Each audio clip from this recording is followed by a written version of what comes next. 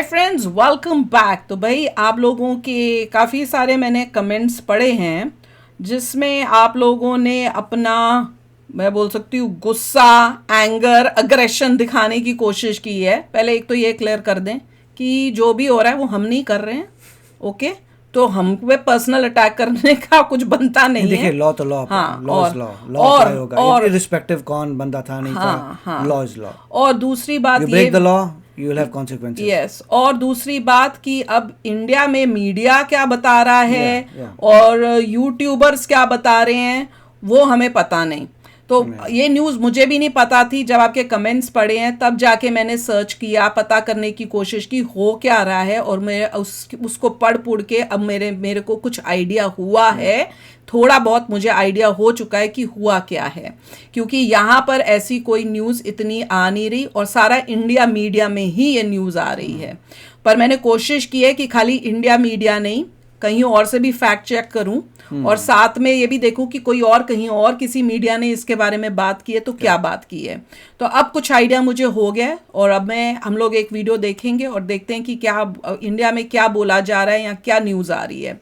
तो वीडियो शुरू करते। वीडियो है कि 3 इंडियंस को जो है वो उनकी जान गई है इन यूएसए का अटैक हुआ है near Oman. Is a major regional नहीं, conflict there is no emerging. conflict emerging. तो वही, तो अब देखते हैं is a world war emerging? नहीं। नहीं। तो चलो देखते हैं कि क्या बोला क्या जा रहा है, अब इंडिया में क्या न्यूज़ आ रही है। तो वीडियो शुरू करते हैं। वीडियो शुरू करने से पहले अगर आप चैनल पर नए हो और आपने अभी तक सब्सक्राइब नहीं किया तो जल्दी से पहले सब्सक्राइब के बटन और बेल आइकन को क्लिक कर लो ताकि आपको हमारे सारे न्यू वीडियोस के नोटिफिकेशन मिल जाए जैसे हम अपलोड करें। अगर आपको वीडियो पसंद आता है प्लीज लाइक एंड शेयर। चलिए शुरू करते हैं। नमस्कार साथियों, स्वागत है आप सभी का अंकित इंस्पायर मीडिया पर। मैं हूं अंकित अवस्थी और चर्चा एक ऐसी दुर्घटना की जिसमें 3 भारतीयों के जान जाने की खबर है। हाल ही में मिडिल ईस्ट के अंदर, मिडिल ईस्ट वाले एरिया में हॉर्मुज के आसपास फिर से युद्ध शुरू हो चुका है और इस बीच में 3 भारतीयों के जान जाने की और 3 जहाजों पर अमेरिकी हमले की बात निकल कर आ रही है। ये 3 जहाजों पर हमले की जो बात है, इसकी पुष्टि भारत सरकार खुद के क्लेम से नहीं कर रही कि ये जहाज हमारे थे, बस बार बार आ रहा है पलाऊ बेस्ड थे। पलाऊ की कहानी भी आज डिकोड करेंगे। ये कौन सा बाईपास रूट है जिसके तहत दुनिया भर के 70-75% जहाज पलाऊ का झंडा लगाकर घूम रहे हैं और सरकारें हमारे ऊपर मार नहीं पड़ी ये कहकर बच रही हैं। आज के सेशन में जिक्र है हॉर्मुज स्ट्रेट के अंदर हुए हमलों का। चर्चा करेंगे इन सारी बातों पर। साथ ही साथ बात इस बात की होगी कि जब इतना ही था तो भारत के द्वारा अमेरिकी डिमार्चे को बुला करके क्यों बुलाया गया और उन्हें क्यों समन किया गया और उनसे क्यों सवाल जवाब किए गए। चर्चा है आज मिडिल ईस्ट के अंदर हुए उस घटना की जिसमें 3 भारतीय सेलरों के पहले गायब होने की और फिर मरने की सूचना आती है। और इन्हीं के साथ साथ जुड़ती हुई एक घटना सिप्री की रिपोर्ट में निकल कर आती है कि अब तक भारत ने न्यूक्लियर वेपन कभी लगाए नहीं थे, मतलब थे हमारे पास लेकिन वॉर के लिए तैनात नहीं किए थे। लेकिन सिप्री का मानना है कि भारत 10 से अधिक न्यूक्लियर बॉम्ब को तैनात कर चुका है। क्या है इन सारी बातों के मायने, आज के सेशन में एक एक करके वो अलग न्यूज़ है, ये अलग है और भारत क्या कर रहा है सभी को आगे बढ़ते हुए समझेंगे। लेकिन उससे पहले यदि आप अपनी कैसा रहा तो रेफरेंस है ये एग्जांपल के लिए लाख रुपए का इन्वेस्टमेंट के अंदर किए हुए हैं। हो सकता है आपको उन स्टॉक्स की डिटेल यदि 2 साल की इनकम होगी यानी उन लोगों के लिए है, जाकर इसे जरूर चेक करें। आइए साथियों खबर पर लौटते हैं। बात 10 जून की है। ओमान तट पर भारत के कमर्शियल जहाज पर हमले की निंदा भारत सरकार ने की।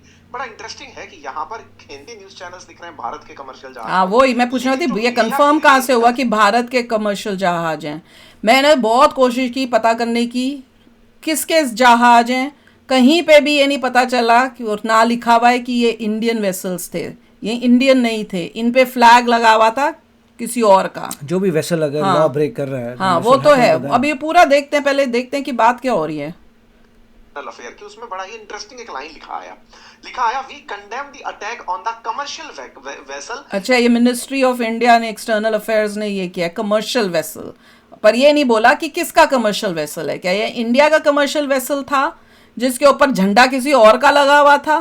क्योंकि मैंने ये भी पता करने की कोशिश की, ये जो तेल आ रहा था, अब ये बताओ, ये किसी ने आपको बताया है कि ये इसमें ईरान का तेल आ रहा था, ईरानियन ऑयल आ रहा था। और ईरानियन ऑयल मैं बता ही देती हूँ क्या न्यूज़ है पहले, ताकि उसके बाद मुझे क्लियर करने की ज़रूरत ही ना हो। जहां तक मैंने रिसर्च करके पता करने की कोशिश की, आप लोग बताना किस किस ने ये न्यूज़ कवर की और किस किस ने ये आपको क्लियरली बताया कि कुछ और ही ट्विस्ट करके बताने की कोशिश की है। मुझे नहीं पता इस वीडियो में क्या बोलेंगे, मैं पहले ही बता देती हूँ कि एक्चुअल न्यूज़ क्या है।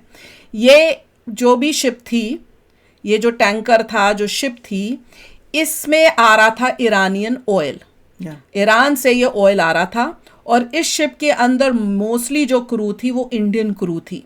अब इसका ये मतलब नहीं है कि इंडियन ही शिप है, इंडियन टैंकर है, नहीं, क्योंकि इंडिया के बहुत सारे जो लोग हैं वो एज क्रू काम करते हैं अलग अलग शिप्स के अंदर, चाहे वो शिप इंडिया की हो ना हो। तो इसके अंदर ये हो सकता है कि ये किसी और कंट्री की शिप हो, टैंकर हो, जिसमें क्रू इंडियन था, जिसने ईरान से ऑयल और ईरान से ऑयल उठाकर, जहां तक मुझे पता है, इन लोगों ने अपना वो जो होता है ना जीपीएस और सब कुछ बंद करके निकलने की ये कोशिश कर रहे थे। हाँ, तो वो बंद करके ये निकलने की कोशिश कर रहे थे चुपके से। इनको वार्निंग मल्टीपल टाइम्स दी गई यूएसए के वहां से, जैसे बाकी शिप जो निकलने की कोशिश करते हैं कि आप रुको, आप टर्न करो, वो सब करो। और इनको खाली एक ही तरह से नहीं, विजुअल वार्निंग भी दी गई, ऑडियो वार्निंग्स भी दी गई, पर इन लोगों ने जो है रुके नहीं, ना जवाब दिया, ना कुछ किया। तो उसके बाद जैसे बाकी शिप जो निकलने की कोशिश करते हैं ईरान से निकलकर, उनको इंजन रूम में, कई न्यूज आई है ना कि इंजन रूम पे फिर वो मिसाइल हिट करते हैं, तो वैसे ही फिर यूएसए ने जो है मिसाइल हिट की है उनके इंजन रूम में। अनफॉर्चुनेट ये है कि उसमें क्रू इंडियन था, जो कि बहुत अनफॉर्चुनेट है, पर अगर आप फॉलो नहीं कर रहे हो, क्लियरली बोला गया है, तो आपको रुकना चाहिए। दूसरी बात मैंने देखी, एक इंटरव्यू, इन्हीं में से जो एक इंडियन है जिसकी जान गई है, उसके फादर की इंटरव्यू भी मैंने देखी, और फादर ने ही ये बोला कि क्या इन्होंने, इस शिप का जो कैप्टन था, टैंकर का जो कैप्टन था, जब इन्होंने ये डिसाइड किया कि भैया हम स्ट्रेट ऑफ हार्मुज से ऐसे निकलेंगे, बंद करके निकलेंगे, सब करेंगे, क्या इन्होंने अपने क्रू से साइन लिया था कि दे आर ओके, कि उनको बिना इन्फॉर्म किए ही ये डिसीजन लेके ये यहाँ से निकले, जबकि उनको पता है कि यहाँ पे बहुत डेंजर है, इलीगल काम कर रहे हो तुम। तो ये भी बात है, और उस वजह से, और यूएसए ने मल्टीपल टाइम्स वार्निंग की है। अब पीट हेग्सेथ ने कहा भी था यूएसए को टेस्ट मत करो, अननेसेसरी टेस्ट करोगे we are going to fire, that's it. बिल्कुल, तो ये अभी तक ये न्यूज आ रही है, और ये अगर कोई यूट्यूबर्स इस टाइप से दिखा रहे हैं कि भैया इंडिया को कर दिया या इंडियंस को मारा है, दैट इज रॉन्ग। पहले क्लियर कर दिया था हजारों साल पहले, यूएसए डज नॉट नो आप उस शिप में कौन है, पोर्ट में से आ रहे हो, और वो भी उसका ऑयल लेकर, और उसके बाद आपको वार्न किया जा रहा है। ईरान के पोर्ट से अगर तुम आते हो, चाहे कुछ भी हो, ईरान के पोर्ट में गए, तुमने कारोबार किया ईरान से, तुम आ रहे हो, दैट इज नॉट अलाउड। बिल्कुल, सैंक्शंस हैं, you have to go back. और अगर बोलने के बाद भी तुम पीछे नहीं जाते, then you are making a decision. और एक बार वार्निंग नहीं दी, मल्टीपल टाइम्स वार्निंग दी है। तो ये एक्शन पता करना चाहिए कि ये किस अंदर शिप में कौन कैप्टन था जिसने ये सब गलत डिसीजन लिया। वो सब शेडी लोग ही थे, मतलब जो जिसने डिसीजन लिया कि हम ईरान पोर्ट से माल लेके जाएंगे, देखना देख लो, इलीगल काम करेंगे अभी हम। अब चलो देखते हैं न्यूज क्या है, अब इंडिया में क्या बोल रहे हैं या क्या न्यूज आ रही है। Off the coast of Oman, बड़ा इंटरेस्टिंग पढ़ने वाला पॉइंट ये था कि कमर्शियल वेसल सेट बेलो बोला गया, लेकिन सेट बेलो के साथ साथ ये नहीं बोला गया Indian commercial vessel. Hindi news channels में भारत के कमर्शियल यूज कर लिया गया। हिंदी नहीं, बहुत सारे लोग, मैंने एक और वो है करियर टाइप का ही बनाने वाला उसी के ग्रुप का बंदा, जिसको हम सोचते थे कि बहुत अच्छी न्यूज देता है, ये थोड़ा फेक नहीं है, उसने भी बातों को ट्विस्ट करने की कोशिश की है। वो 24 वाले को देख के कई लोगों को ये हो रहा है। और मैंने ये देखा कि भाई अच्छा चलो एक बेनिफिट ऑफ डाउट भी दे दें कि चलो जो तुमको नहीं पता इसलिए तुम ये इस तरह से बोल रहे हो, जो आई डाउट, पर तुम एज अ टीचर या तुम एज अ यूट्यूबर, तुम्हारा काम ही है क्या तुमने प्रॉपर इन्वेस्टिगेट या चीजें चेक करके नहीं तुमने ये वीडियो बनाई? मेरा जैसा कोई, मेरा ये कोई जॉब तो है नहीं मेरी, हम लोग तो बस देख के अपना कॉमन सेंस यूज करके 5 मिनट फाइट करने की कोशिश करते हैं, क्या न्यूज है, प्रॉपर जगहों पे जाकर पढ़ने की कोशिश करते हैं, and we can come back और आपको बता सकते हैं कि एग्जैक्टली क्या हुआ। तो जिनका काम ये है, जो अपने आप को कहते हैं कि भैया हम तो बड़े एक्सपर्ट्स हैं इस फील्ड में, तुम क्या कर रहे हो? इससे तुम्हारा दिखता है कि तुम कितने एक्सपर्ट और कितने डम हो, वो साफ पता चल रहा है। हमारा जैसा एक बता पा रहा है कि ये हुआ है न्यूज में, क्या तुम क्लियरली नहीं बता पाए कि ये टैंक ईरान से आके ऑयल लेके आ रहा था, या ऑयल ये ईरान से रुक के वहां से आ रहा था? क्या तुम ये नहीं बता सकते थे कि इनको मल्टीपल टाइम्स वार्निंग दी गई थी यूएसए के साथ कि पीछे यू टर्न करके वापस चले जाओ, और वो फिर भी नहीं सुन रहे थे? They want to make money. It is a rage baiting. They Yeah, have to do that. exactly. उसके बिना घर नहीं चलता। तो अभी मैं आप लोगों को कहती हूँ कि so, अगर आपको न्यूज़ knowledgeable चाहिए, credible newspaper से पढ़िए, which are actually telling you the facts. अब हमने सारा कुछ बता दिया है, अब हम सिर्फ चुपचाप अब इसको सुनेंगे कि वीव टोल्ड यू क्या हो रहा है और क्या है, और हमने कई जगह पर सुनने की कोशिश की है, मल्टीपल इंडियन मीडिया को भी सुनने की कोशिश की, और वो भी अच्छे जो वो 24 वाला तो बहुत रो रहा होगा, और साथ में ये 24 वाले तो अभी बना ही नहीं है, तो बड़ी इंटरेस्टिंग होगा अगर वो बनाता है और वो क्या बताता है, वो भी बड़ा इंटरेस्टिंग होगा। और दूसरे जो टीचर्स, दूसरे जो बने यूट्यूबर्स हैं जो अपने टीचर्स के नाम पे बनाते हैं वीडियो, उनको भी हमने देख लिया मैंने, और मैं देख के शौक में हो रही हूँ कि किस तरह से न्यूज बता रहे हैं। यहाँ तो आपको पता नहीं है, यहाँ आप जानबूझ के कर रहे हो, दोनों में से एक है, दोनों ही बरगर गलत बात है। सेट बैलो पर 10 जून को हमला होता है। भारत सरकार की तरफ से मीडिया का एक आउटलेट मतलब मीडिया रिलीज निकल कर आता है जिसपे 24 भारतीय क्रू सवार थे, उनमें से 21 को बचा लिया गया, 3 मिसिंग बताए गए। आज उन्हें श्रद्धांजलि भी दे दी गई है। ये एम्बेसी ऑफ ओमान क्लोजली इस सिचुएशन को मॉनिटर कर रहा था। ये हमला अमेरिका द्वारा किया गया था सेट बैलो पर। ध्यान से देखने वाली बात ये है कि ये जो सेट बैलो है ना, ये सेट बैलो पर पलाऊ नाम के एक देश का झंडा लगा था। पलाऊ करके कोई पलाऊ नाम से देश को अगर आप गूगल पर भी ढूंढ पाएंगे तो एक बार में तो नहीं ढूंढ पाएंगे मैप के ऊपर, ठीक है। इस पलाऊ नाम के देश का झंडा लगाकर आजकल बहुत सारे जहाज घूम रहे हैं। ये क्या कहानी है, ऐसे समझिए। फ्लैग ऑफ कन्वीनियंस होता है। फ्लैग ऑफ कन्वीनियंस क्या होता है कि आपको अमेरिका का झंडा लगाना है, भारत का झंडा लगाना है, यूरोप में से किसी एक देश का झंडा लगाना है, तो उन देशों के जो कमर्शियल शिपिंग लेन्स को लेकर के, जहाजों को लेकर के जो कानून है उनकी पालना करनी होती है। कमाओगे तो टैक्स देना होता है, उतने ही कठिन नियमों की पालना करनी होती है। यहीं पर चर्चा, यहीं पर शुरू होता है फर्जीवाड़ा। फर्जीवाड़ा कैसे, ऐसे समझिए जैसे मान लीजिए राजस्थान की कोई गाड़ी है, फर्जीवाड़ा हो रहा है, निकोबार का नंबर ले आए या फिर अरुणाचल प्रदेश का नंबर ले आए, काम ही गलत हो रहा है, राजस्थान में घूमती रहे। अगर वहां टैक्सेशन कम थे तो राजस्थान में काम चला रहे हैं, बढ़िया से काम चल रहा है। बिल्कुल वैसे ही शिपिंग लेन्स में होता है। झंडे कहीं और दूसरे देश के लगाने का लॉजिक ये होता है, उन देशों के नियम आसान है, वहां जाकर कंपनियां रजिस्टर होती हैं और वो एक एक दिन के अंदर आपको सर्विस के लिए, आपको कमर्शियल व्हीकल चलाने के लिए, पानी में जहाज चलाने के लिए अपनी परमिशन लाइसेंसिंग दे देती है। भारत में इन कामों को होने में साल लगते हैं, वहां पर दिन भर के अंदर काम हो जाता है। इसी वजह से ऐसी क्रिटिकल जगहों पर जहां दुनिया भर के दो देश आपस में झगड़ सकते हैं, सोचिए यही खबर सिर्फ इतनी होती भारतीय जहाजों पर अमेरिकी हमला, तो भाई साहब इससे भारत के लोग भड़क उठते, क्या बात कर दे हमारी जहाजों पर। अब सोचो, बड़ा इंटरेस्टिंग है, पलाऊ जैसा देश करोड़ों के जहाज चला रहा है, लाखों मतलब अरबों का माल ढो रहा है। इंटरेस्टिंग बात यह है कि वहां पर भी कोई एक्वा करके कंपनी है, उसने अपना जहाज चला रखा है। उसको तलाशते तलाशते निकलोगे तो रूट्स कहीं ना कहीं भारत से निकल आएंगे। बस इतना कौन रिसर्च करेगा। पलाऊ का झंडा है, मैंने कोशिश की थी, ये भी ऐसी ही घटना, मैंने बड़ी कोशिश की पता करने की कि ये झंडा तो लगा रहे हैं किस देश का, तो ये एक्चुअली में किस देश के लिए तेल जा रहा था। तो वो कह रहे हैं कि मैं पता करने की कोशिश की पर मुझे कहीं पता नहीं चल पाया, क्योंकि वो अभी तक कहीं डिस्क्लोज हुआ ही नहीं, कहीं पता ही नहीं चल रहा। सिर्फ इतना पता चल रहा है कहाँ से आ रहा था, पर कहाँ को जा रहा था वो नहीं। मैंने कहा चलो ये नहीं पता चल रहा है एक्चुअली में किसके लिए माल जा रहा है, ये जा कहाँ रहा था वही पता चल जाए, उससे पता चल जाएगा क्या ये इंडिया का कोई कर रहा था जो इलीगली लेके आ रहा है, कि चाइना के लिए जा रहा था या वाकई उसी, तो वो पता नहीं चल पाया। तो यही बात है कि ये कुछ घपले थे और उनको लगा कि यूएसए जो है बैठा उसको हम बेवकूफ बना के निकल जाएंगे, सब इंजन मिंजन सब कुछ बंद करके, जैसे चुपके चुपके निकलने की कोशिश होती है चोरी चोरी से। वो अब उन्हें ये नहीं पता कि यूएसए तो बहुत स्ट्रिक्टली मॉनिटर कर रहा है। आज भी सुनने में जलवीर के साथ आ रही हैं। कुल मिलाकर बात यह है कि दुनिया भर के देश आंख मूंद कर बैठे हैं, नहीं नहीं नहीं पलाऊ का झंडा था, छोड़ो हमारा नहीं था, पलाऊ झंडा था, हम पर सवाल मत लेके आ जाना, नहीं लाएंगे साहब। हुआ क्या था वो जान लीजिए। हुआ ये था कि आपसे 2 दिन पहले मैंने आप लोगों को ये सेशन में एक जानकारी दी थी कि इजराइल और ईरान फिर से भिड़ गए हैं। हमने आपको बताया था किस तरह से ऑपरेशन ट्रू प्रॉमिस लॉन्च दोबारा से कर दिया गया है। ईरान और इजराइल के झगड़ने का कारण बताया था कि इजराइल वाले लेबनान में आए दिन हमला कर रहे हैं, ईरान वालों ने कहा कि बहुत दिन तक हम नहीं चलेंगे, हमारी सीज फायर की शर्तों में नहीं था, हम आप पर आकर हमला करेंगे। उन्होंने हमला कर दिया।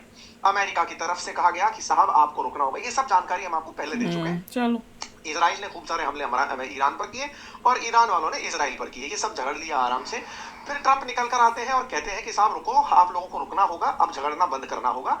ये जो कहानी है ना, जिस दौर में चल रही होती है, क्योंकि 8 तारीख के दिन ही आपने ये सेशन सुना था जब ईरान और इजराइल झगड़ रहे थे, उसी समय पर एक घटना और घटी कि भारतीयों ने ईरान को छोड़ने के लिए नागरिकों को कह दिया था।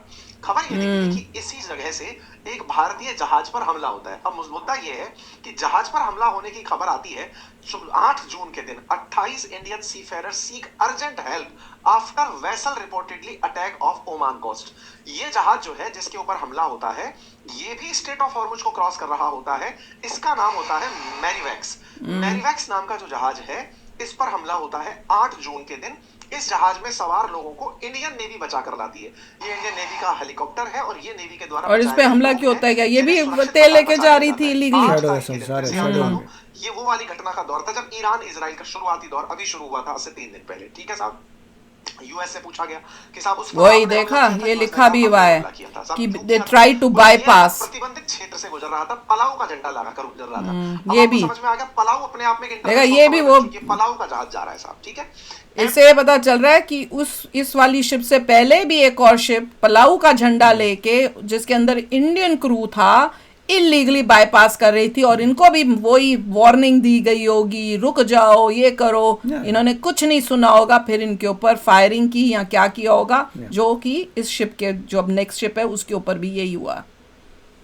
तो आप वैसे भी नहीं जाने कौन सा देश इतना अमीर हो गया कि 3 दिन में तीनों जहाज ठोक रहे थे, सब उसी के ठोक जा रहे हैं। पलाऊ के झंडे लगा के वेसल्स निकालने की कोशिश की जा रही है अलग अलग देशों से वालों से, ताकि उनका देश का ना लगे, उसका लगे, पर जा रहे हैं वो कहीं और ही इलीगल काम कर रहे हैं। इलीगल काम किया जा रहा है। अगर तुमको अपने देश के लिए लाना है तो ठोक के लगाओ ना अपने देश का झंडा, यानी कुछ भी करो, इलीगल करो। हाँ, और इलीगल करो जो तुमको पता है कि वहां पे ब्लॉकेड है, ईरान के थ्रू के पास तुम नहीं जा सकते हो, वहां से कुछ ला नहीं सकते, तो क्यों कर रहे हो तुम? एक बार बोल दिया किसी कंट्री ने लॉ है, दैट्स ऑल। पलाऊ फ्लैग्ड है, उस पर अमेरिका ने कहा हमने हमला किया। बोले क्यों किया? बोले ये है ना उस वाले पानी से निकल रहा था जिसको हमने प्रतिबंधित कर रखा है। यूएस ने कहा कि ये ईरान का तेल लेकर जा रहा था। ईरान का तेल मतलब समझना, ईरान अपने तेल को ऐसे ही शैडो फ्लीट्स के माध्यम से बेचता रहा है। शैडो फ्लीट्स क्या है? बहुत बार ऐसी भारतीय कंपनियों को अमेरिका ने प्रतिबंधित किया है, ये कहते हुए कि आप ईरान का तेल बेच रहे हैं। झंडा ना तो भारत का लगा रखा है, ना ईरान का, किसी दूसरे देश का झंडा लगाकर तेल बाहर निकल लिए। अमेरिका ने बार बार इन्हें रोकने की कोशिश की। इन जहाजों में जो क्रू था वो भारतीय था, भारतीय क्रू था, अमेरिका का हमला था, भारत ने क्रू को बचा लिया, हो गया साहब। इंडिया ने इस बात के लिए अपनी तरफ से इतनी सारी ये जो बात है कि इसके अंदर इंडियन क्रू था, इसमें ये इलीगली शैडो फ्लीट बनाकर ये लोग निकलने की कोशिश कर रहे थे। इनको मल्टीपल वार्निंग्स दी गई यूएसए से कि टर्न कर लो, आगे मत जाओ, यू टर्न करके वापस जाओ। और एक तरह से नहीं, विजुअल वार्निंग, ऑडियो वार्निंग, सब की। कोई ऐसा ना हो कि भाई हमको वार्निंग मिली नहीं जी, हमको मैसेज ही नहीं मिला, ताकि वो भी बहाना ना हो। बार बार बोलने के बाद भी जब वो नहीं किए तब उनके ऊपर किया गया है। अब ये कितना दूसरी मीडिया वाले बोल रहे हैं, बता रहे हैं क्लियरली कि नहीं, आप जाके खुद देख लो। उन्होंने कहा कि हाँ हम लगातार ओमान के संपर्क में हैं। हो गया साहब, पहला दिन खत्म। ये 8 तारीख की खबर है, 3 जहाजों की कहानी है। ईरान ने इजराइल पर 30 बैलिस्टिक मिसाइलें दागी और चर्चा होने लगी कि खूब दिन युद्ध चलेगा। लेकिन ट्रंप महोदय आते हैं, कहते हैं कि मैंने दोनों को समझा दिया है, अब हमला नहीं करना है। ओके सर, आपने बहुत बड़ी फिर होता है, कितनी बार हो चुकी तो साहब काउंट करा भी सकते हैं ये। खैर, इस बीच में नहीं, और ट्रंप ये भी कहता है कि वो ट्रंप ने खुद ही कहा है कि ये सीजफायर कब तक चलेगा। ये सीजफायर कहता, पहली बार ऐसा सीजफायर देख रहा हूं मैं जिसमें सीजफायर में भी फायर होती है। वो खुद बोल रहा है, वो खुद कहता है ऐसा सीजफायर तो मैंने भी नहीं, ये कैसा सीजफायर है जिसमें मैं सीजफायर होता है और फिर भी फायरिंग चली जा रही है। वो खुद वो बोला है, वो भी हंस रहा है कि भैया चल क्या रहा है, ये चल क्या रहा है, क्या है ये मगर किसी ने बताया नहीं कि उसने कितने सारे जो है मिलियंस ऑफ बैरल्स को निकाल लिया। हाँ, जब हम गैस भरने गए यहाँ पे, गैस मतलब गैसोलिन मतलब पेट्रोल, तो मैंने कहा रेट कम कैसे हो गया? काफी कम हुआ, ये तो बहुत ही जबरदस्त आगे जा रहा था, सडनली इतना कम हो गया। मैंने कहा बात भैया नॉर्मल आने वाली है। अब यही तो मैं, अब वो क्यों हुआ तो बताया कि इतने मिलियन, पता नहीं कितने मिलियन बैरल चुपचाप निकलवा दिए। कहते उनका इतना बुरा हाल है ईरान का कि उन्हें पता ही नहीं चल रहा, तो लाइट लूट सब बंद करके हमने कितने सारे जो है तेल के टैंक्स निकाले हैं ताकि दुनिया के मार्केट में पहुंच जाए सबके पास। मेरे को शॉक लगा, कम कैसे हो गया रेट। अब बताओ, ये सब न्यूज दे रहा है कोई इंडिया में? जो अपने आप को बड़े जियोपॉलिटिकल एक्सपर्ट्स का नाम पे अपना ठप्पा मार के मिलियंस ऑफ व्यूज लेते हैं। अब जो पेट्रोल की कॉस्ट कम हो गई है। हाँ, और उसमें उसने खुद बताया, मैंने कहा भाई क्यों बता रहा है, फिर से भी तो निकालने पड़ेंगे। जहाँ डर लगा था बढ़ती जाएगी, ये बढ़ के काफी कम हो और ये क्यों किया जा रहा है? दुनिया के लिए, वो इसके लिए किया जा रहा है। पर ना जी भैया, एंटी यूएसए वाले क्यों बोलेंगे ये सब? कि देखिए हम हमले रोक रहे हैं क्योंकि आप लेबनान पर कर रहे थे, इसलिए हमने रोक दिया, आगे हरकत करोगे फिर से हमला करेंगे। नेतन्याहू ने कहा ठीक है साहब, मैं ट्रंप के कहने पर रुक गया हूँ, कोई बात नहीं। अमेरिका का ये कहना और ईरान का इस तरह से मानना कि देखो बेटा दोनों झगड़ रहे थे, हम भी रुक गए, तुम भी रुक गए, हमारी जीत काउंट की जाएगी। इस बार आप हमलों में यूज हुई मिसाइल देख सकते हैं, कैसे वेस्ट बैंक में औंधे मुंह पड़ी मिसाइल, ये अपने आप में बताती है कि इजराइल तक ईरान की मिसाइल्स पहुंच रही हैं। और देख लो कितना डेंजरस है ईरान, तभी तो कर रहे हैं उसको रोकने का। अगर ये 6 फीट का आदमी हो तो कम से कम 15 फीट तो ऊपर की हुई है। कितनी भीषण भीषण मिसाइलें दागी गई थी, बैलिस्टिक मिसाइलें ईरान के द्वारा। ओके साहब, अब क्या होता है, ये अगले ही दिन खबर बीतती है और आ जाती है 9 तारीख। 9 तारीख के दिन खबर निकल कर आती है कि साहब हमारा एक जहाज, एक हेलीकॉप्टर जो है, अमेरिकी हेलीकॉप्टर जिसका नाम अपाचे हेलीकॉप्टर है, उसे ईरान वालों ने निशाना बना लिया। ड्रोन से, 8 तारीख को अब्बा ड्रोन था, सोए थे कि अब झगड़ना नहीं है। ओके, 9 तारीख के दिन ईरान वालों ने अमेरिकी हेलीकॉप्टर, एक अपाचे हेलीकॉप्टर जिसे दुनिया का सबसे उन्नत हेलीकॉप्टर माना जाता है, युद्ध में काम लिया। क्यों किया? क्योंकि जब उनको पता लगा मिलियंस ऑफ बैरल्स हैं यूएसए, जब ये न्यूज आई ना कि millions of barrels USA transfer कर चुका है, जब रियलाइजेशन ओ माय गॉड, तो उसके रिस्पांस में ये किया उन्होंने। और उसके बाद जो पायलट्स थे वो कमाल का था कि रेस्क्यू किया, ऐसे एक अनमैन्ड ड्रोन टाइप कुछ था वो, एक्चुअली मैंने देखा था कहीं, देख लिया मैंने, एक बोट के ऊपर ड्रोन, मतलब बोट के ऊपर पूरा मैकेनिज्म देखेंगे मैंने वो पता नहीं, वही लग रहा है कि बोट बहुत तेजी से जा रही थी जिसके ऊपर पूरे इक्विपमेंट लगे हैं बचाने के लिए, उसमें कोई बंदा नहीं था। हाँ, वो अनमैन्ड था, वो कह रहे पूरा उस टाइप से था, रोबोट टाइप ही था जिसने उनको बचाया है। और फर्स्ट टाइम हुआ है ऐसा कुछ वर्ल्ड में। भारत को भी दिया हुआ है, उस हेलीकॉप्टर पर ईरान वाले हमला कर देते हैं। उसमें दोनों पायलट्स तो बच जाते हैं। खबर लेकिन बड़ी बनती है कि ट्रंप कहते हैं इसका तो हम बदला लेंगे। साहब इस हेलीकॉप्टर का नाम AH-64 अपाचे हेलीकॉप्टर था। अमेरिका इस पर चुप बैठ जाएगा तो बेइज्जती हो जाएगी। इस हेलीकॉप्टर को तुमने निशाना बनाया है तो हम बदला लेंगे। मतलब 8 तारीख तक खबरें चल रही थी इजराइल और ईरान की। अब अमेरिका भी इन्वाइट हो गया। अमेरिका इन्वाइट हुआ कि चलो साहब हमने अपने आदमी बचा लिए, अब हम बदला लेंगे। मतलब इतना फ्रेंडली फायर चल रहा है ना कि ईरान ने इजराइल को मारा, इजराइल ने ईरान को मार लिया, भाई हो गया, दोनों का एक विकेट हो गया।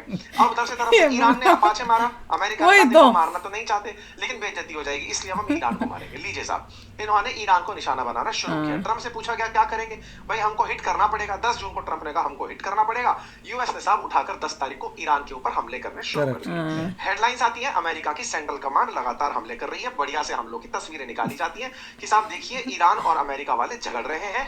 अमेरिका फोटो देता है कि देखो बढ़िया से हमने ईरान पर गोले दागे हैं। ये तस्वीरें आपके सामने वीडियो के फॉर्म में दिखाई दे रही है। हमले का अंदाजा नहीं, और साथ में ये भी बता रहे हैं कि तेहरान के बहुत पास तक करके इन्होंने वार्निंग दी है इनको कि भैया ये इतना मत करो कि हमको मजबूरी में वो करना पड़े जो हम करना नहीं चाह रहे हैं। तेहरान के बड़े पास तक गए हैं। ये ईरान वाले कुछ फायर करते हैं, पता चल जाता है कहाँ से फायर हो रहा है, फिर वहां पे अटैक होता है। बिल्कुल पर अमेरिकी हमले हो गए। यहाँ पर आपके सामने तस्वीरें दिखाकर समझाने का प्रयास सिर्फ इतना है कि दूर दूर से ये हमले दिखाई और सुनाई पड़ रहे थे। वीडियोस जारी हो रहे थे कि साहब इस तरह से मिसाइलें दागी जा रही हैं। सेंटकॉम जो अमेरिका का सेंट्रल कमांड है वो अमेरिका के हिसाब का बदला ले रहा है। ट्रंप साहब बाहर आते हैं, बोले देखो साहब हमने तो केवल इसलिए हमले किए क्योंकि हमारा हेलीकॉप्टर मारा गया था। अब क्या करें, हेलीकॉप्टर का बदला हमको लेना था, इसलिए हमने 20 ठिकानों को निशाना बनाया। कहाँ थे? कैशमदीप, बंदर अब्बास, मिनाब, सिरिक, जास्क, इन जगहों पर हमने हमला किया। बहुत बढ़िया साहब, इन्होंने अपनी तरफ से अपनी जीत गिना दी कि हम तो हमला करके लौट आए। इस बीच में क्या किए, 8 तारीख को तो इजराइल ईरान के समय पर जहाजों पर हमला हुआ था। ये सारी तस्वीरें चली रही थी, जितने हमले होने थे फुटेजेस बाहर आई रही थी। IRGC इस बीच में बहरीन के अंदर और जॉर्डन के अंदर अमेरिकी बेसिस को निशाना बना रहा था कि यार इजराइल से लड़ना बहुत हुआ, अब बहरीन और जॉर्डन को निशाना बनाते हैं। IRGC ने एक वीडियो जारी करके कहा कि हमने जॉर्डन में एक ऐसे जगह पर हमला किया है जहां पर F-35 तैनात थे, जहां पर F-15 तैनात थे, हमने उनको मिटाया है। इस तरह की न्यूज आज सुबह निकल कर आती है कि जॉर्डन के अंदर ईरान के हमले हुए हैं और उसके मैंने अंदर तो आज नहीं देखा। जॉर्डन के अंदर अच्छा, मैंने को नहीं जॉर्डन बहरेन जहाँ मिलिट्री बेसिस हैं। ड्रोन आज सुबह चलते हुए दिखाई दिए। मतलब IRGC ने अमेरिकी हमलों के बदले में बहरीन में सायरन बजवा दिए, कुवैत पर ड्रोन उड़ा दिए, जॉर्डन ज्यादा नहीं कर पाए कुछ को निशाना बना दिया, वो अपने में फिर से शुरू हो गया। ठीक है साहब, ईरान ने अपनी तरफ से कहा कि हमने स्ट्रेट ऑफ हॉर्मुज को बंद कर दिया है। अमेरिका ने कहा नहीं जी, खुला हुआ है। ईरान ने कहा कि हमने अमेरिकी वेसल को निशाना बना दिया है। अमेरिका कह रहा है नहीं बनाया है। इसी बीच में क्या होता है, खुला है बंद है, खुला है बंद है। इसी बीच में एक जहाज और चलते में आ जाता है जिसका नाम है MT सैट बेलो, जो मैंने आपको शुरुआत में बताया। इस जहाज पर हमला होता है जिनमें से 3 लोग मारे जाने की खबर है। पहले मैवरिक्स था, अब वंस अगेन ये भी शिप ईरान ईरान से के आ पोर्ट से रहा निकले था, मोस्ट लाइकली वहीं से ऑयल लेता हुआ आ रहा था। और इसको भी मल्टीपल वार्निंग्स दी गई थी कि भैया वापस मुड़ जाओ, नहीं सुना। फिर उसके इंजन रूम पे मारा, अटैक किया, मिसाइल मारी होगी। ये खबर है, इसमें भी 24 भारतीय थे, 24 में से 3 के मारे जाने की खबर है। अब समझ रहे हैं कि कहानी कहाँ चल रही है। ये कोलेटरल डैमेज में हो जा रहा है, मतलब लड़ कोई और रहा है। जहाज नहीं, ऑयल लेके आ रहे हैं, ऑयल लेके आ रहे थे। ये भी ऑयल लेके आया जा रहा था ईरान के पोर्ट में, जो भी ईरान के पोर्ट से आएगा ये ऑयल लेके आ रहा था। इसको मल्टीपल वार्निंग्स दी गई थी, इन लोगों ने रिस्पॉन्स नहीं किया, उस वार्निंग को नहीं इन्होंने किया, ये करते रहे। तो उसके बाद इनके इंजन रूम के ऊपर फायर किया गया था। ये एक्चुअल न्यूज़ है। अनफॉर्चुनेट है कि मोस्टली जो है क्रू जो था वो इंडियन क्रू था, ये अनफॉर्चुनेट है। पर अगर कोई अक्लमंद होता उसमें और वो फॉलो करके टर्न हो जाता तो ये सब कुछ नहीं होता। बात है, कोई नहीं बोल रहा है कि भारत के जहाज है, मैं भी नहीं बोलूंगा भारत के जहाज है। सैट बेलो जी एक्वा करके कंपनी है, ढूंढ रहा था। मेरे को गूगल ने चंडीगढ़ से रिलेट कर दिया था, पर मैं क्लेम नहीं करूंगा जी कहाँ की है। मतलब कहने का मतलब है कि इंडिया में लोगों को ये लग रहा है कि ये इंडियन ही था जहाज और शायद इंडिया के लिए ला जो भी रहा, काम तो गलत हो रहा था ना। अगर ऐसा भी था, जब आपको पता है कि साहब वहां पे ब्लॉक किया, ईरान से नहीं ला सकते, तो आप कैसे ईरान से लेके आ रहे हो और फिर सब कुछ बंद करके चुपके निकाल के लाने की कोशिश कर रहे हो। वार्निंग भी दे, जब पकड़े भी गए और वार्निंग भी दी जा रही है, तो आपको पता नहीं है कुछ हो सकता है, आप तभी टर्न हो जाओ वापस। क्यों दूसरों की जान जोखिम में डालने की कोशिश कर रहे हो? अपना नहीं है तो दूसरे, तुमको चोरी करने का पड़ा है, पर दूसरे क्रू का तो सोच लो तुम, उनका परिवार है। वही उसके फादर ने भी बोला कि क्यों बंद किए इंजन्स, क्यों इस तरह से तुमने अपना पूरा बंद किया। वो फादर भी क्वेश्चन कर रहा है। का झंडा था, जैसे हमारे देश में बोला जा रहा है पलाव का झंडा था साहब। ठीक है, पलाव कोई दूसरा देश है दुनिया के अंदर जिसका झंडा था, उस झंडे से लगा हुआ एक जहाज था, उस पर हमला हुआ और हम लोगों ने अपनी प्रतिक्रिया तीव्र वाली दी है भाई साहब। हमने चार्ज डी अफेयर को बुलाया है अमेरिका के और कड़ा विरोध दर्ज करा है, बहुत कड़ा विरोध दर्ज। और तुम अंदर बंद कमरे में क्या बोल रहे हो, हु नोस, वही पर प्रॉब्लम है। और क्या विरोध करोगे तुम? अगर वो इलीगली कोई लेके आ रहा है, जब बताया गया कि इलीगली वहां से नहीं आ सकते हो, तो फिर अगर तुम उस टाइप से चोरी करोगे तो क्या नतीजा होगा? तो हमने बहुत कड़ा विरोध दर्ज करा दिया है कि साहब ये वैश्विक व्यापार मार्ग में भू राजनीतिक तनाव के असर से हमें बचाया जाना चाहिए। इस पर बकायदा इंटरनेशनल मैरीटाइम ऑर्गेनाइजेशन ने भी यही कहा कि पलाऊ फ्लैग्ड जगह पर हमला, वेसल पर हमला होना दुर्भाग्यपूर्ण है। मतलब आप सोच कर देखिए क्या ही टिप्पणी की जाए, मतलब कैसे बोला जाए। समझदार समझ रहे होंगे, मैं भी नहीं बोलेंगे, आप भी नहीं बोलेंगे, है ना? क्यों नहीं बोलेंगे? क्योंकि फिर अमेरिका से आपको झगड़ना पड़ेगा। किस बात से झगड़ेंगे आप? गलत काम जो किया जा रहा था, इलीगल काम हो रहा था ना, कैसे झगड़ लोगे? तो ऐसी स्थिति में अब चर्चा ये निकल कर आती है कि सैट बेलो में 3 भारतीय लोगों की मौत हो गई। सर्वानंद सोनेवाला जी ने फाइनली उनको ट्रेजिक, कितनी दुख की बात है, इंसिडेंट मारते हुए पलाऊ फ्लैग्ड एम्प्टी सैट बेलो पर 3 भारतीयों की मौत के ऊपर शोक व्यक्त कर दिया है। ठीक है साहब, चलिए अब इसी बीच में एक खबर और तैरने लगती है उसी हैंडल से, जो सैट बेलो की खबर लेकर आया उसी हैंडल से आती है कि 20 भारतीय सीफेरर्स एम्प्टी जलवीर पर भी थे। उनका क्या हुआ? जलवीर की जलती हुई घटना भी निकल कर आ रही है। तो तीसरी एक और है, मतलब अभी तक प्योर पुख्ता खबर नहीं है वो जलवीर की, जो भी इलीगल कर रहा है, वही तो के अंदर 3 जहाजों पर क्यों कर रहे हो इलीगल? चुकी है लगातार। डोंट टेस्ट, पहले पीट हेक्सेन ने बोला डोंट टेस्ट। हाँ, पीट हेक्सेन ने बोला था कि टेस्ट मत करना अमेरिका को, अगर बताया गया नहीं जाना निकलना, और अगर निकलना है तो फिर धड़ल्ले से निकलो ना, फिर चुप चुप के क्यों निकल रहे हो चोरों की तरह? केवल इनकी चर्चाएं ही कर पा रहे हैं। स्ट्रेट ऑफ हॉर्मुज पर अमेरिका, ईरान, इजराइल जो झगड़ रहे हैं, कैजुअलिटीज हमारी हो रही हैं, दुनिया के लिए व्यापार बाधित हो रहा है, तेल की कीमतें दुनिया भर में बढ़ रही हैं। बढ़ नहीं रही है, मजाल है साहब कोई विदेश निकल कर आए और कहे कि आप गलत हैं। आप में से कुछ लोग कहेंगे हम निकल कर कह सकते हैं, सरकारों से पूछिए साहब। बहुत से देशों का नुकसान हो रहा है, पूरा गल्फ एक तरह से हॉस्टेज हो रखा है, पर बोल नहीं पा रहा है। तो बेसिकली यही हो रहा है, ये क्लियर नहीं है कि ये वेसल किसके थे। झंडा तो किसी और ही देश का लगाया हुआ था, और उसमें अभी लग रहा है कुछ गड़बड़ चल रही और भी, मतलब झंडा भी गलत था। इंडिया में आपको पता नहीं चलता पेट्रोल के प्राइसेस का, क्योंकि गवर्नमेंट ने सब कंट्रोल किया हुआ है, करके रखा हुआ है। कैपिटलिज्म नहीं है, it is controlled by government आपको करती है। मगर अगर आप दूसरी जगह देखें जहाँ पे इंटरनेशनल रेट पे मतलब पेट्रोल मिलता है, वहाँ पे अब कम हो गई है वैल्यू, क्योंकि यहाँ पे तो इंटरनेशनल मार्केट रेट पे सब कुछ मिलती है। और ये पहले से ही बताया गया है यूएसए ने कि भैया अगर आप ईरान के वहां से रुक के आओगे तो आपको अलाउ नहीं किया जाएगा। उन्होंने तो यहाँ तक बोला कि ईरान के किसी पोर्ट से निकल के आओगे नहीं करेंगे, उन्होंने ये बोला है। यहाँ पे तो लग रहा है कि ईरान के पोर्ट से आएगा तो वो इतना क्लियरली बोल चुके हैं। फिर आप अगर बंद करके चुपके से निकलने की कोशिश कर रहे हो चोरों की तरह और आपको पकड़ लिया गया और उसके बाद आपको बोला भी जा रहा है, मल्टीपल वार्निंग्स दे रहे हैं, तो क्यों नहीं आप वापस गए? ऐसा क्या था, कौन था जिसने ये डिसीजन लिया कि मैं फिर भी चलता जाऊंगा, पकड़े जाने के बाद उसको पकड़ो कि कैसे तुमने ये डिसीजन लिया? परवाह नहीं की अपने क्रू की। और वही इनमें से जो 3 की डेथ हुई है, आदित्य मेरे ख्याल से जो है, उनके फादर ने बोला कि भैया ये कैसे हुआ, क्या इन्होंने साइन लिया था हर एक क्रू से कि हम ऐसे निकलेंगे? पता नहीं होगा क्रू को, कह रहे कि यहाँ से निकलना ही डेंजरस था, तो कैसे इन्होंने यहाँ पे डिसीजन ले लिया कैप्टन ने? क्या इन्होंने हर क्रू से बोला था इट इज ओके? क्या उनको बताया गया था? क्या उन्होंने यस किया था क्रू ने कि हाँ ऐसे चोरी चोरी निकल जाए, चुपके निकले इलीगली? क्रू तो यही बोलेगा तो इलीगल काम तो नहीं कर सकता, कौन छोड़ दो ईरान में। कौन अपनी जान ऐसे डालेगा, वो भी चोरी का माल लेके जाने के लिए ईरान जैसी कंट्री से? तो चलो यार, आप भी शेयर करना अपने थॉट्स। चलते हैं, मिलेंगे नेक्स्ट वीडियो में बहुत ही जल्द। Till then take care and bye bye.